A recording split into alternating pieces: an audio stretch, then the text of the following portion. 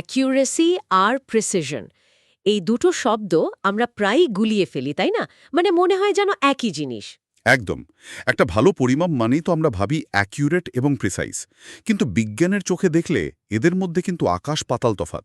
ঠিক। আর আজ আমরা সেই জটটাই খোলার চেষ্টা করব। আর দেখুন, বিষয়টা কিন্তু শুধু ল্যাবরেটরির সাদা অ্যাপ্রন পরা বিজ্ঞানীদের জন্য নয়।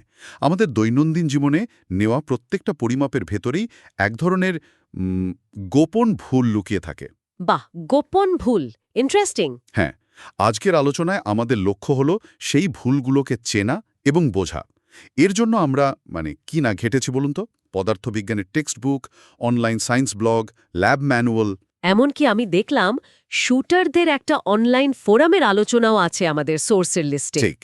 লক্ষ্যভেদের কৌশল নিয়ে কথা হবে। তার মানে আজকের মিশন হলো পরিমাপের ভেতরের সত্য মিথ্যাকে আলাদা করতে শেখা। বেশ, চলুন তাহলে শুরু করা যাক। আচ্ছা, এই বিষয়টাকে সহজে বোঝার জন্য সবচেয়ে ভালো উপায় কি হতে পারে? আমাদের প্রায় সব সোর্সই একটা ক্লাসিক উদাহরণ ব্যবহার করেছে, আর সেটা হলো ডার্ট বোর্ডের উদাহরণ। এটা আসলেই বিষয়টা বুঝতে খুব সাহায্য করে। Dart board. আচ্ছা, ধরুন লক্ষ্য হলো বোর্ডের ঠিক মাঝখানে, মানে ওই বুলস আইতে হিট করা। হ্যাঁ, বুলজায়। বেশ, আমার হাতে কয়েকটা ডার্ট আছে আর আমি মারার চেষ্টা করছি। তো কি হতে পারে? ধরা যাক আমি খুব ভালো খেলোয়াড়। আমার ছোড়া প্রত্যেকটা ডার্ট গিয়ে লাগলো একেবারে বুলজাইয়ের ভেতরে, আর সবগুলো খুব কাছাকাছি, একটা গুচ্ছ হয়ে আছে। একদম। একে বলা হবে পারফেক্ট সিনারিও। হাই অ্যাকিউরেসি এবং হাই প্রিসিশন দুটোই দারুণ। ঠিক তাই। অ্যাকিউরেসি মানে আপনি আসল লক্ষ্যের কতটা কাছাকাছি, আর প্রিসিশন মানে আপনার ছোড়া ডার্টগুলো একে অপরের কতটা কাছাকাছি। এখানে দুটোই এক কথায় অসাধারণ। আচ্ছা, এবার দ্বিতীয় পরিস্থিতি। ধরুন আমি প্রতিবারই ডার্ট ছুড়ছি, আর সেগুলো বোর্ডের ওপরের ডান দিকের কোণায় গিয়ে লাগছে। সবগুলো এক জায়গায়, ছোট্ট একটা গুচ্ছ হয়ে, কিন্তু বুলজাই থেকে অনেক দূরে। তাহলে এটা কি হলো? এটা হলো লো অ্যাকিউরেসি কিন্তু হাই প্রিসিশন। মানে লক্ষ্যভেদ হচ্ছে না, কিন্তু ভুলটা প্রতিবার একই রকম হচ্ছে। এক্স্যাক্টলি।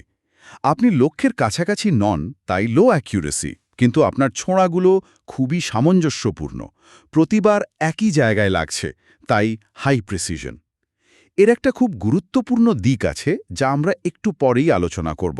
বেশ, আর যদি এমন হয় যে আমার ডার্টগুলো বুলজায়ের চারপাশে ছড়িয়ে ছিটিয়ে আছে, কোনোটা ওপরে, কোনোটা নিচে, ডানে, বামে, কিন্তু সবগুলোর গড় অবস্থান যদি হিসেব করা হয়, তাহলে সেটা ঠিক বুলজায়ের ওপরেই পড়ে। ইন্টারেস্টিং। সেটা হবে হাই অ্যাকিউরেসি কিন্তু লো প্রিসিশন। আপনার গড় ঠিক আছে, মানে আপনি লক্ষ্যের আশেপাশেই আছেন, কিন্তু প্রতিটা শট নির্ভরযোগ্য নয়। আচ্ছা, আর শেষটা তো মনে হয় আমি নিজেই বলতে পারবো। ডার্টগুলো পুরো বোর্ডে ছড়িয়ে ছিটিয়ে আছে, লক্ষ্যেরও কাছাকাছি নেই, নিজেদের মধ্যেও কোনো মিল নেই। লো অ্যাকিউরেসি, লো প্রিসিশন, মানে পুরোটাই বিশৃঙ্খলা। এই ডার্টবোর্ডের উদাহরণটা থেকেই কিন্তু আসল ব্যাপারটা পরিষ্কার হয়ে যায়। অ্যাকিউরেসি হলো সত্যের কাছাকাছি থাকা, আর প্রিসিশন হলো সামঞ্জস্যপূর্ণ থাকা, তাই তো? একদম। প্রিসিশনকে আরেকটা সুন্দর শব্দ দিয়েও বোঝানো হয়, রিপ্রোডিউসিবিলিটি। রিপ্রোডিউসিবিলিটি মানে পুনরাবৃত্তিযোগ্যতা। হ্যাঁ, এর পেছনের প্রশ্নটা হলো, অন্য কেউ যদি ঠিক একই পদ্ধতিতে একই যন্ত্র দিয়ে পরিমাপটা আবার করে, সে কি আপনার কাছাকাছি ফলাফল পাবে? যদি পায়, তবে আপনার কাজটা প্রেসাইজ। ওই যে অনলাইন শুটিং ফোরামের কথা বলছিলেন, সেখানে ঠিক এই বিষয়টা খুব সুন্দরভাবে উঠে এসেছে। একজন ব্যবহারী লিখেছেন, ১০০ গজ দূর থেকে ছোড়া ৫টা গুলি যদি ১ ইঞ্চির একটা গ্রুপ তৈরি করে, কিন্তু সেই গ্রুপটা বুলসাই থেকে ১২ ইঞ্চি দূরে থাকে, তাহলে সেটাকে অত্যন্ত প্রেসাইজ বলা হবে, কিন্তু মোটেই অ্যাকিউরেট নয়। ঠিক। এখানে সবচেয়ে বড় ভুলটা হয়। আমাদের সোর্সগুলো বলছে, লোকে দামি প্রেসাইজ যন্ত্র কিনে ভাবে কাজ হয়ে গেছে, কিন্তু তারা ক্যালিব্রেশনকে পুরোপুরি উপেক্ষা করে। ক্যালিব্রেশন, আচ্ছা। এর মানে হলো, তারা হয়তো লক্ষ টাকা খরচ করে এমন একটা যন্ত্র ব্যবহার করছে যা কনসিস্টেন্টলি ভাবে ভুল ফলাফল দিচ্ছে। এটা অনেকটা দামি ঘড়ি পরার মতো, যা প্রতিদিন ঠিক ৫ মিনিট স্লো চলে। বাহ, দারুণ উদাহরণ। ঘড়িটা খুবই প্রিসাইজ, কারণ প্রতিদিন ঠিক ৫ মিনিটই স্লো হয়, কিন্তু এটা অ্যাকিউরেট সময় দেয় না। তার মানে শুধু প্রিসাইজ হলেই একটা পরিমাপকে বৈধ বা ভ্যালিড বলা যাবে না। তাকে অ্যাকিউরেটও হতে হবে। ঠিক তাই। ওই শুটারের বন্দুক আর গুলি খুবই প্রিসাইজ, কিন্তু তার নিশানা অ্যাকিউরেট নয়। তাকে বন্দুকের সাইডটা একটু অ্যাডজাস্ট করতে হবে, মানে ক্যালিব্রেট করতে হবে। আর এই ক্যালিব্রেশনের অভাবই আমাদের এক ধরনের পরিমাপের ত্রুটির দিকে নিয়ে যায়। সিস্টেম্যাটিক এরর বা পদ্ধতিগত ত্রুটি। একদম, নামটা শুনেই বোঝা যাচ্ছে এটা কোনো সিস্টেম বা যন্ত্রের ভেতরের সমস্যা। এই ধরনের ত্রুটি পরিমাপের মানকে একটা নির্দিষ্ট দিকে, মানে কনসিস্টেন্টলি সরিয়ে দেয়। যেমন ভুলভাবে ক্যালিব্রেট করা যন্ত্র। স্কেলের জিরো এরার বা শূন্য ত্রুটি এর একটা খুব সাধারণ উদাহরণ। ধরুন একটা ওজন মাপার যন্ত্রে কিছু রাখার আগেই সেটা 0.5 গ্রাম দেখাচ্ছে। আচ্ছা, তাহলে আপনি যা কিছুই মাপুন না কেন, প্রত্যেকটা পরিমাপেই ওই 0.5 গ্রামের একটা বাড়তি ভুল থেকে যাবে। এটা অ্যাকিউরেসিকে নষ্ট করে দেয়। বোঝা গেল। তাহলে আরেক ধরনের ত্রুটিও নিশ্চয়ই আছে যেটা প্রিসিশনকে প্রভাবিত করে। হ্যাঁ, সেটাকে বলা হয় র্যান্ডম এরর বা এলোমেলো ত্রুটি। এই ত্রুটির কোনো নির্দিষ্ট কারণ বা দিক নেই। এটা অপ্রত্যাশিত এবং পরিবর্তনশীল। মানে এটা কেন হচ্ছে সেটা ধরা কঠিন। ঠিক, যেমন কোনো কিছু দৈর্ঘ্য মাপার সময় প্রতিবারই সামান্য ভিন্ন রিডিং আসতে পারে, কারণ হয়তো আপনার দেখার কোণ একটু বদলে যাচ্ছে, বা পরিমাপ করার সময় আপনার হাতের সামান্য কাঁপুনি হচ্ছে। এই ত্রুটির কারণে পরিমাপগুলো একটা গড় মানের চারপাশে ছড়িয়ে ছিটিয়ে থাকে। পরিমাপ যত বেশি ছড়ানো ছিটানো হবে, প্রিসিশন তত কম। 1 মিনিট, র্যান্ডম এরর কি তাহলে পুরোপুরি ভাগ্যের ওপর নির্ভরশীল? এটা কমানোর কি আসলেই কোনো উপায় আছে, নাকি আমাদের এটা মেনেই নিতে হবে? খুব ভালো প্রশ্ন। না, এটা পুরোপুরি ভাগ্যের উপর নির্ভরশীল নয়। র্যান্ডম এরর কমানোর সবচেয়ে কার্যকর উপায় হল বারবার পরিমাপ নিয়ে তার গড় বা মিন বের করা। অনেকবার মাপা। হ্যাঁ, আমাদের সোর্সগুলো বলছে যত বেশিবার পরিমাপ করা হবে, ধরা যাক n বার, standard error of the mean তত কমে আসবে। আর এটা কমে √n অনুপাতে। তার মানে পরিমাপের সংখ্যা 4 বার থেকে বাড়িয়ে 16 বার করলে, মানে 4 গুণ বাড়ালে, এলোমেলো ত্রুটির পরিমাণ অর্ধেক হয়ে যাবে। ব্যাপারটা তো দারুণ। ঠিক তাই। এ কারণেই ল্যাবে সাধারণত যে কোনো গুরুত্বপূর্ণ পরিমাপ 5-10 বার করে তার গড় নেওয়া হয়। কিন্তু এই যে বারবার মেপে গড় করার কথা বলা হলো, এতে তো ফলাফলে অনেকগুলো দশমিক সংখ্যা চলে আসতে পারে, যেমন 4.5, 4.6 আর 4.7-এর গড় হল 4.60000। কিন্তু তার সবগুলো কি আসলেই অর্থবহ? এখান থেকেই তো সার্থক অঙ্কের ধারণাটা আসে, তাই না? একেবারে ঠিক জায়গায় ধরেছেন। সিগনিফিক্যান্ট ফিগার্স, অ্যাকিউরেসি এবং প্রিসিশনের সাথে এই ধারণাটা ওতপ্রোতভাবে জড়িত। সিগনিফিক্যান্ট ফিগার্স মূলত একটা পরিমাপের প্রিসিশনকে নির্দেশ করে। এটা এক ধরনের সততা আর কি। সততা কিভাবে? আপনি আপনার যন্ত্র দিয়ে যতটা নির্ভুলভাবে মাপতে পারেন, ঠিক ততটাই ফলাফলে দেখানো উচিত, তার বেশি নয়। ধরুন আপনার কাছে একটা সাধারণ রুলার আছে যা শুধু সেন্টিমিটারের দাগ দেখাতে পারে। আপনি একটা পেন্সিলের দৈর্ঘ্য মাপলেন 7 সেমি।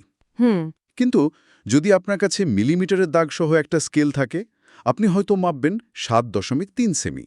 আর যদি আপনার কাছে আরও উন্নত ভার্নিয়ার ক্যালিপার্স থাকে, আপনি হয়তো মাপবেন 7.32 সেমি। প্রত্যেকবার সার্থক অঙ্কের সংখ্যা বাড়ছে। হ্যাঁ, 1, 2, তারপর 3, যা আপনার পরিমাপের প্রিসিশন বাড়ার ইঙ্গিত দিচ্ছে। 7.32 সেমি লেখার মানে হলো আপনি দাবি করছেন যে আপনার পরিমাপ মিলিমিটারের 10 ভাগের 1 ভাগ পর্যন্ত নির্ভুল। এর একটা মজার গল্প আছে। একটা সায়েন্সের বইয়ে একজন বিজ্ঞানী এক কারিগরকে 2.097 সেন্টিমিটার বাহুবিশিষ্ট একটা নিখুঁত কিউব তৈরির অর্ডার দিয়েছিলেন। বাহ, 4টে সিগনিফিক্যান্ট ফিগার। হ্যাঁ, কারিগর অনেক খেটে 3টি বানানোর পর একটি সঠিক হয়েছিল। তাই দাম চেয়েছিলেন $500। হ্যাঁ, আর বিজ্ঞানী তো অবাক। তিনি বললেন, আমার বন্ধু তো একই জিনিস মাত্র $35 পেয়েছে। ঠিক। কারিগর উত্তরে যা বলেছিলেন সেটাই আসল কথা। তিনি বলেছিলেন, আপনার বন্ধু 2.1 সেন্টিমিটারের কিউব চেয়েছিল, যা বানানো অনেক সহজ। আপনার অর্ডারের সার্থক অঙ্কের সংখ্যা বেশি, আপনার চাহিদা অনেক বেশি প্রেসাইজ। আর এই অতিরিক্ত প্রেসিশনের জন্যই আমাদের অনেক বেশি খাটতে হয়েছে। বাবা, মানে কারিগরকে শুধু একটা নিখুঁত জিনিস বানানোর জন্য নয়, বরং সেই নিখুঁত পরিমাপটা বারবার প্রমাণ করার জন্য পারিশ্রমিক দিতে হয়েছে। এটা তো আমি কখনো এভাবে ভাবিনি। ঠিক তাই। প্রেসিশন বাড়াতে গেলে তার জন্য মূল্য দিতে হয়, সময়, শ্রম এবং অর্থ। এর সাথে আরও দুটো ধারণা চলে আসে, রেজলিউশন এবং সেন্সিটিভিটি। দাঁড়ান রেজলিউশন আর সেন্সিটিভিটি এই দুটো শব্দ বেশ ভারী শোনায়। রেজলিউশন বলতে তো আমরা সাধারণত স্ক্রিনের ছবির কোয়ালিটি বুঝি। এখানে কি ব্যাপারটা সেরকম? খুব ভালো তুলনা। স্ক্রিনের রেজলিউশন যেমন পিক্সেলের সংখ্যা দিয়ে মাপা হয়, তেমনি একটা যন্ত্রের রেজলিউশন হল তার পরিমাপযোগ্য ক্ষুদ্রতম পরিবর্তন। ধরুন, একটা ডিজিটাল থার্মোমিটার যদি ৯৮.৪ আর ৯৮.৫ ডিগ্রি দেখাতে পারে, কিন্তু এর মাঝের কোনো মান মানে ৯৮.৪৫ দেখাতে পারে না, তাহলে তার রেজলিউশন হল 0.1 ডিগ্রি। এর চেয়ে সূক্ষ্ম পরিবর্তন সে ধরতেই পারবে না। একদম। আর সেন্সিটিভিটি হল ইনপুটের খুব সামান্য পরিবর্তনে আউটপুটে কতটা সাড়া দেয় তার পরিমাপ। আপনার ফোনের টাচস্ক্রিন যদি খুব হালকা স্পর্শেই কাজ করে, তাহলে তার সেন্সিটিভিটি বেশি। আর যদি জোরে চাপ দিতে হয় তাহলে সেন্সিটিভিটি কম। আচ্ছা, বুঝেছি। কিন্তু এই ধারণাগুলো তো শুধু ফিজিক্স ল্যাবের জন্য নয়, তাই না?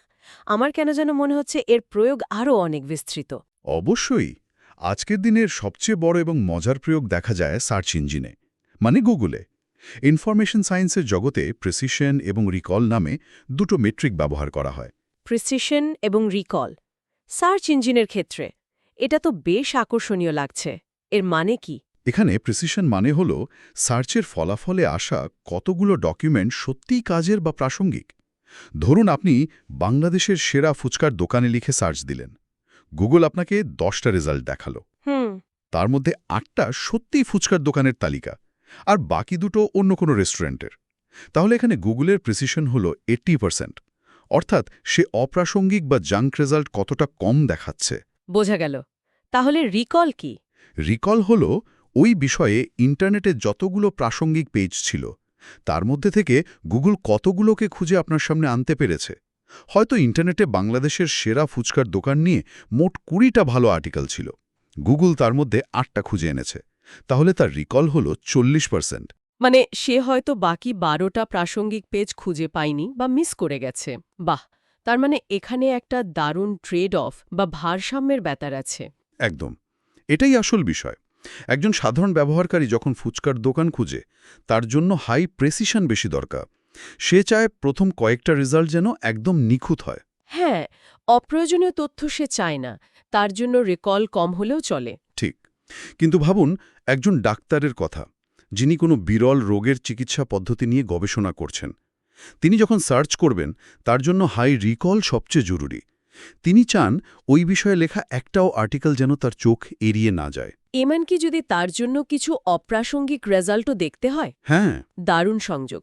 তার মানে একটি ভালো সার্চ ইঞ্জিনকেও ব্যবহারকারীর প্রয়োজন অনুযায়ী অ্যাকিউরেসি, মানে এখানে রিকলের সাথে তুলনীয়, আর প্রিসিশনের মধ্যে ভারসাম্য রাখতে হয়। তাহলে পুরো আলোচনাটাকে যদি গুছিয়ে আনা হয়, মূল বিষয়গুলো দাঁড়াচ্ছে: অ্যাকিউরেসি হল লক্ষ্যের কতটা কাছাকাছি পৌঁছানো গেল, আর প্রিসিশন হল প্রতিবার কতটা সামঞ্জস্য বজায় রাখা গেল।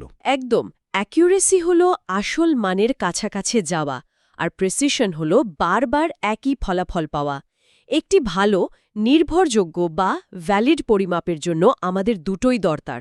আর এগুলো উন্নত করার চাবিকাঠি হল যন্ত্রপাতির নিয়মিত ক্যালিব্রেশন, যা সিস্টেম্যাটিক এরর দূর করে অ্যাকিউরেসি বাড়ায়। এবং একাধিকবার পরিমাপ করে তার গড় নেওয়া, যা র্যান্ডম এরর কমিয়ে প্রিসিশন বাড়ায়। আমরা এতক্ষণ পরিমাপের ত্রুটি এবং অনিশ্চয়তা নিয়ে কথা বললাম, যা আমরা সবসময় কমানোর চেষ্টা করি।